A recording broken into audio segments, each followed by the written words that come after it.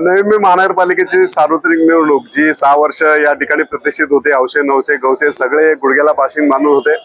आज ही प्रक्रिया आरक्षणाची योग्यरित्या सोयीस्कर मार्गाने पार पडली. यामध्ये कोणला तीळ मात्र शंका आम्हाला या ड्रॉ मध्ये नाहीये.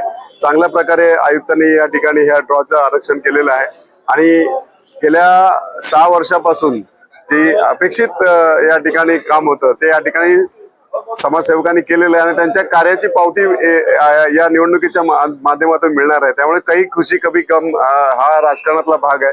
त्यामुळे जे काही मंडळी या ठिकाणी अबकड पॅनल मध्ये आता निवडणूक लढणार आहेत त्यांना या ठिकाणी सांगेन की निवडणूक प्रक्रिया राबवताना ही पॅनल पद्धत आहे. ही पॅनल पद्धत नवी मुंबई महानगरपालिकेसाठी पहिल्यांदाच होते. त्यामुळे ती कशा प्रकारे राबवली पाहिजे आणि ती लोकांपर्यंत कशी पोहोचली पाहिजे. कारण अबकड या 4 बॅलेटवर 4 जणांना मतदान दिलंच गेलं पाहिजे तरच ते मत ग्राह्य धरलं जाणार आहे. त्यामुळे ही फार महत्वाची निवडणूक आहे नवी मुंबई महानगरपालिका उमेदवारांसाठी आणि या ठिकाणी जो सोपस्कर मार्ग पार पडलेला आहे आणि निश्चित स्वरूपात या ठिकाणी मी ग्वाही देईन की आमच्या प्रत्येक कार्यकर्त्यांनी या ठिकाणी तन मन धन दोघून काम केलेलं, कोविडच्या काळात सुद्धा काम केलेलं. त्यामुळे कामाचं स्वरूप या ठिकाणी लोकांसमोर मांडून ते मतं कशी परिवर्तित होतील याकडे प्रामुख्याने आम्ही पाहणार आहे आणि विजय नक्कीच ज्यांनी काम केलं त्यांचं होईल.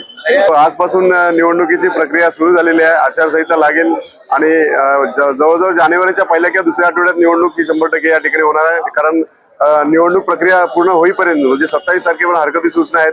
त्यानंतर जी गाईडलाईन्स सुप्रीम कोर्टाने दिलेल्या आहेत त्या अनुषंगानं जानेवारीच्या एंडिंग पर्यंत म्हणजे जानेवारीच्या दुसऱ्या आठवड्यात निवडणूक प्रक्रिया पूर्ण होणार आहे.